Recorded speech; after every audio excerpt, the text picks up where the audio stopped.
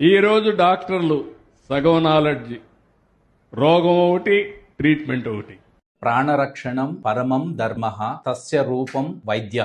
ప్రాణాలను కాపాడటం అనేది అత్యున్నతమైన ధర్మం. ఆ ధర్మానికి ప్రతిరూపమే డాక్టర్. అలాంటి డాక్టర్ని హాఫ్ నాలెడ్జ్ ఫెలోస్ అంటారా బాబు గారు? మీ స్వార్థ రాజకీయాల కోసం సమాజంలో ఎంతో ఉన్నతమైనటువంటి వృత్తుల్లో ఉన్న వాళ్ళని అవమానించేంత స్థాయికి దిగజారారు అంటే ఒక్కసారి ఆలోచించండి. టెక్నాలజీ పేరుతో డాక్టర్ని తక్కువ చేసి మాట్లాడటం జ్ఞానం కాదు, అహంకారం. ఏఐ గొప్పదే, డెఫినెట్ గా మేము ఒప్పుకుంటాం. కానీ ఏఐని పొగుడుతూ మానవ సేవ చేసే డాక్టర్ని కించపరచడం అనేది సమంజసం కాదు. టెక్నాలజీ అనేది సహాయం మాత్రమే చేస్తుంది, కానీ ప్రాణాలను కాపాడేది మానవ చేతులే అనేది గుర్తుపెట్టుకోండి.